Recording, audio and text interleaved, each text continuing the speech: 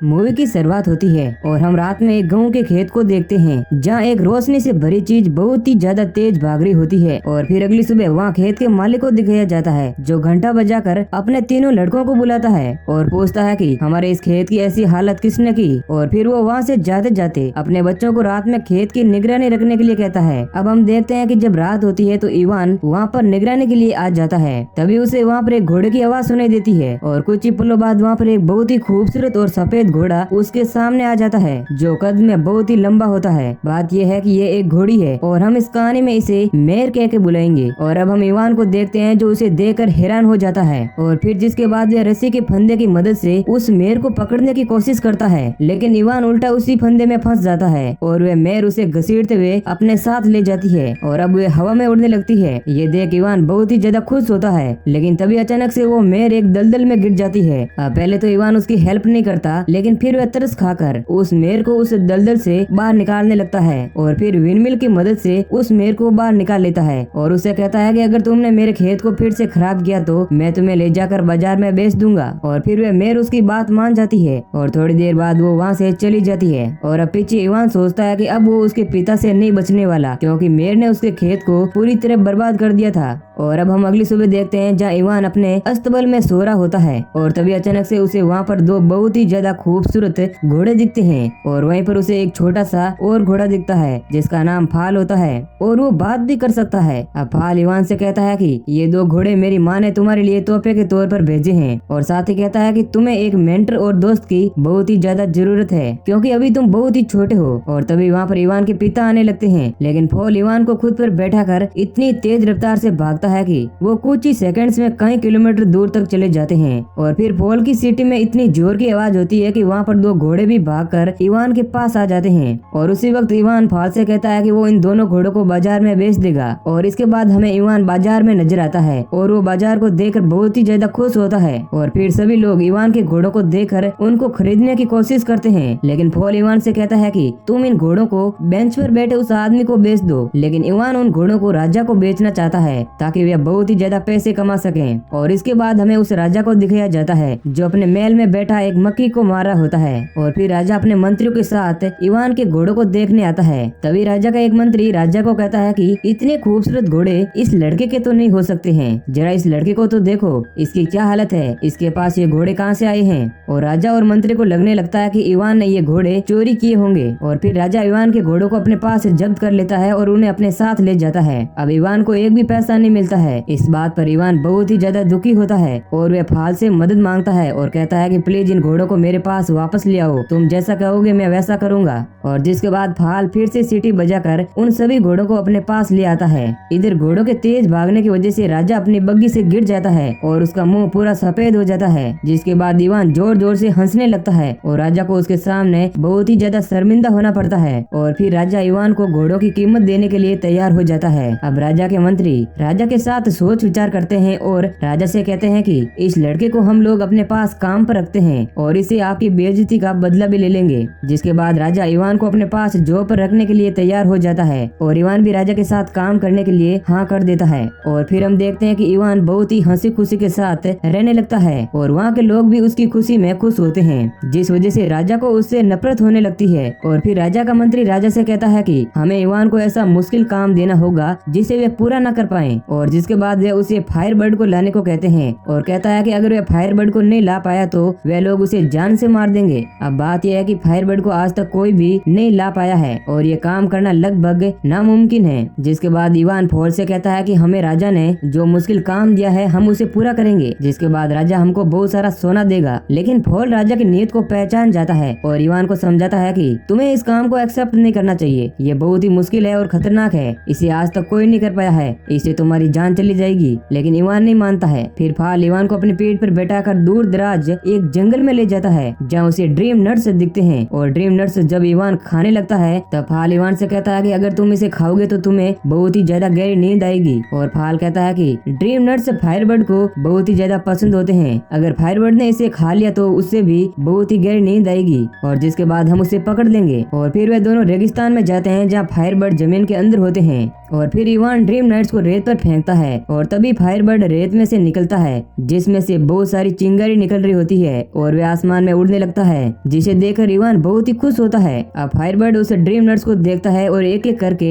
Dream nuts को खाने लगता है और उनको खाने की वजह से फायरबर्ड को गहरी नींद आने लगती है और फिर वह नींद में सो जाता है और वही रेत पर गिर जाता है। अब इवान उससे फायरबर्ड को पकड़ने के लिए सामान निकालता है, लेकिन फायरबर्ड वही इवान के पास आ जाता है। अब इवान और पॉल उसे पकड़ने की कोशिश करते हैं, लेकिन फायरबर्ड उन पर आग से फायर करता है और आखिरकार जो ड्रीम नट्स बच जाते हैं, फायरबर्ड उनको इवान से मांगता है और उसे खाकर पानी में गिर जाता है, जिसके बाद इवान उसे पानी में से निकालता है और उसकी जान बचाता है और फिर उसे जंजीरों में बांध देता है, लेकिन तरस खाकर वह उसे छोड़ देता है। अब फायरबर्ड हवा में उड़कर आसमान में चला जाता है और उसे अपना एक पंख भी दे देता है, जिसमें से बहुत सारी रोशनी निकल रही होती है और जिसके बाद इवान वापस राजा के महल में आता है। अब फायरबर्ड न होने की वजह से राजा उसे जान से मारने के लिए तैयार हो जाता है, लेकिन इवान सबको बताता है कि वह फायरबर्ड का पंख लेकर आया है, लेकिन फायरबर्ड के पंख में से अब कोई भी रोशनी नहीं निकलती है और जैसे ही वे लोग उसे मारने वाले होते हैं, फायरबर्ड चिल्लाता हुआ वहाँ पर आ जाता है और जिसे देखकर सब हैरान हो जाते हैं और इधर वह फायरबर्ड का पंख भी अचानक से रोशन हो जाता है और जिसके बाद उस महल की प्रजा इवान को छोड़ने के लिए कहती है, जिसके बाद राजा को इवान को छोड़ना पड़ता है। अब राजा बहुत परेशान हो जाता है और उसके साथ उसके मंत्री भी बैठे हुए होते हैं। एक मंत्री राजा को एक आइडिया देता है और राजा को कहता है कि आप शादी क्यों नहीं करते।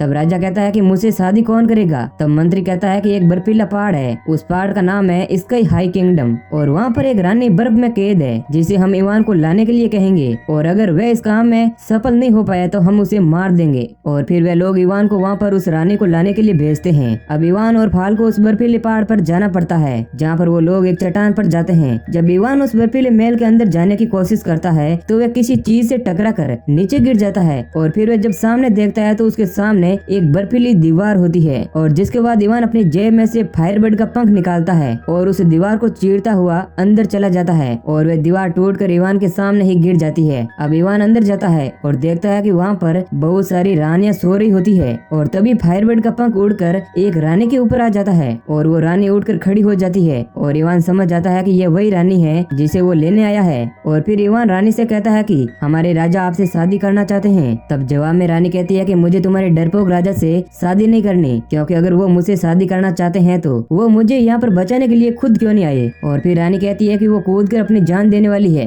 और फिर इवान और रानी की बात यहीं पर खत्म हो जाती है और रानी जो है चट्टान से कूद जाती है। इवान बिना सोचे उसके पीछे कूद जाता है ताकि वे उसे बचा सकें और जब वो दोनों नीचे गिरने ही वाले होते हैं तभी रानी इवान को बताती है कि मैं मजाक कर रही थी, मैं तो इसलिए नीचे कूदी हूँ कि मेरा ड्रेस हवा में उड़ सकता है। और फिर इवान की गलती की वजह से रानी का स्कर्ट फट जाता है, जिसके बाद रानी भी अब हवा में नहीं उड़ सकती है। वे लोग नीचे गिरने वाले होते हैं, लेकिन तभी समय रहते फाल वहाँ आकर उन्हें बचा लेता है और अब वे लोग रात में एक जंगल में होते हैं। अब हम देखते हैं कि रानी जो है इवान से थोड़ी थोड़ी मोहब्बत करने लगती है। अब यहाँ से सीन शिफ्ट होता है और हम उस राजा को देखते हैं जो इवान को देखता है, जिसके साथ रानी होती है और वह अपने मंत्रियों को बहुत ही ज्यादा कोसता है और मन ही मन सोचता है कि अब उसकी शादी हो जाएगी। और फिर राजा इवान को सोने से भरा हुआ एक कपड़ा देता है और साथ ही साथ उसे महल में एक बहुत बड़ा ओहदा भी दे देता है, लेकिन इवान जो है खुश नहीं होता है और वह भी मन ही मन में रानी से प्यार करने लगता है। और फिर जब रानी अपने कमरे में आराम कर रही होती है तब इवान महल की सबसे ऊपरी इमारत पर जाकर रानी से मिलता है और उसके साथ कुछ हंसी मजाक करता है और उसे कुछ फूल भी देता है। तभी वहाँ पर अचानक से राजा के कुछ लोग आ जाते हैं, जिन्हें देखकर इवान नीचे गिर जाता है और फिर राजा रानी से कहता है कि मैं तुमसे शादी करना चाहता हूँ, लेकिन रानी राजा के सामने एक शर्त रखती है और राजा से कहती है कि मैं तुमसे तब तक शादी नहीं करूंगी जब तक तुम मेरी दादी की अंगूठी लाकर मुझे नहीं दे देते और वो अंगूठी जो है वो समुद्र में है। रानी कहती है कि वह अंगूठी मुझसे समुद्र में गिर गई है जो अब आपको लानी होगी।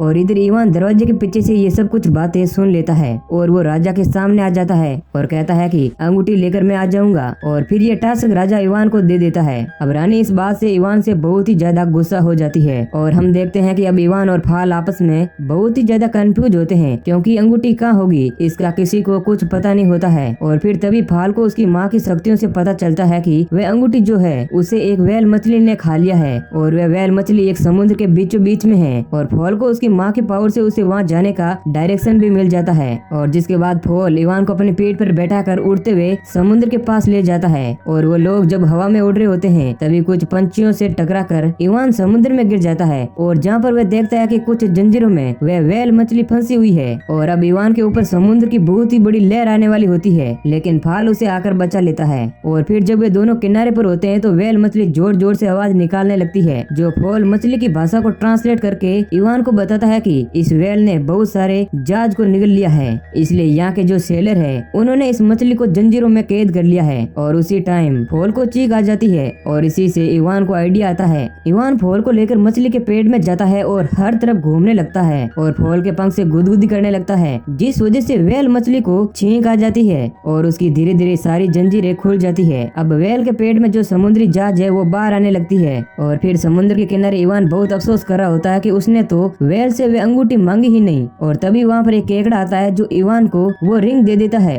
और फॉल केकड़े की बात को ट्रांसलेट करके बताता है कि व्हेल जो है हर इंसान की बात जानती है, इसलिए उसने ये अंगूठी तुम्हारे लिए भेजी है ताकि तुम राजा को दे सको। और फिर इवान और फॉल अंगूठी लेकर रानी के पास जाते हैं। तभी राजा का मंत्री इवान को देख लेता है और फिर इवान रानी को वो अंगूठी दे देता है, जिसे देखकर रानी बहुत ही ज्यादा हैरान हो जाती है। और इधर राजा अपनी बंदूक से फॉल को गोली मारकर नीचे गिरा देता है और इवान को रानी को किडनैप करके एक जुर्म में काल कोठरी में बंद कर देता है और उसके पास से वे फायरबर्ड लेकर उसे एक बॉक्स में बंद कर देता है। और अब उसे कुछ दिनों बाद सजाए मौत दी जाएगी जो राजा ने फैसला सुनाया है। और फिर रानी जो बहुत ही परेशान होती है और उस रानी को अब एक चूजे की मदद से फॉल मिलता है और हम देखते हैं कि फॉल जो है अभी भी जिंदा है। और फिर रानी फॉल को बताती है कि उसने इवान को बचाने के लिए थोड़ा दिमाग लगाया है और वो राजा से बात करती है और उसे कहती है कि वह उनसे तब तक शादी नहीं करेगी जब तक तुम 3 बाथ टब पानी से नहीं नहा लेते। और राजा को कहती है कि पहले बाथ में गर्म खोलता हुआ पानी होगा और दूसरे बाथ के टब में बर्फ जितना ही ठंडा पानी होगा और तीसरे बाथ टब में गर्म दूध होगा और ऐसा करने से तुम जवान हो जाओगे और फिर मैं तुमसे शादी कर लूंगी। फिर तभी वहाँ राजा का मंत्री आकर राजा को आइडिया देता है कि हमें ये सब प्रोसेस पहले इवान से करानी है ताकि अगर वह मर भी गया तो हमारा क्या जाएगा।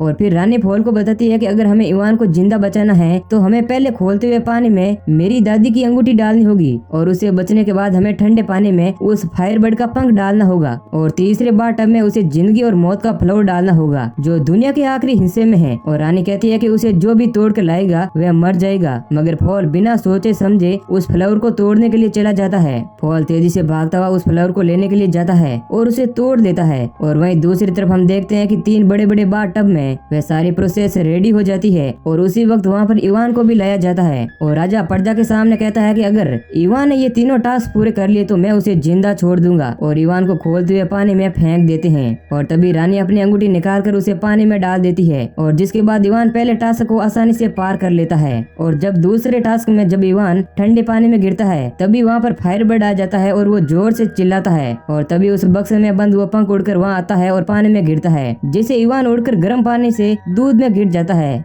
और वह बहुत टाइम तक गर्म दूध में से नहीं निकलता है। जिसके बाद वहाँ के सभी लोग दुखी हो जाते हैं और वो लोग समझते हैं कि इवान अब मर चुका है और वो लोग वहाँ से जाने लगते हैं। तभी वहाँ पर फूल आ जाता है और उस फूल को गर्म दूध में डाल देता है और फिर इवान उस गर्म दूध से निकल जाता है, वो भी बिल्कुल सही सलामत और एक राजा की तरह। और सब लोग उसे देखकर बहुत हैरान होते हैं। जिसके बाद राजा भी उस खोलते हुए पानी में जाता है, लेकिन राजा एक बबल में फंसकर वहाँ से उड़कर बहुत ही दूर चला जाता है। और जिसके बाद वहाँ के लोग अब बहुत ही खुश होते हैं क्योंकि वे राजा उस राज्य के लिए अच्छा नहीं था, वे एक मतलबी इंसान होता है। अब उसके जाने के बाद वहाँ की प्रजा इवान को अपना राजा मान लेती है और तभी रानी और इवान फाल को ढूंढने लगते हैं और हम फाल को देखते हैं जो खुद को मरा हुआ समझता है। और तभी रानी उसे बताती है कि तुम बिना सोचे उस फूल को ले आए, इसलिए तुम अभी तक जिंदा हो। अगर तुम डरकर उस फूल को लाते, तुम्हारे हौसले बुलंद नहीं होते तो तुम मारे जाते। अब ये सुनकर इवान बहुत खुश होता है कि फूल उसे कितना प्यार करता है। और आखिर में हम देखते हैं कि इवान और रानी की शादी हो जाती है और इसी सीन के साथ मूवी एंड हो जाती है।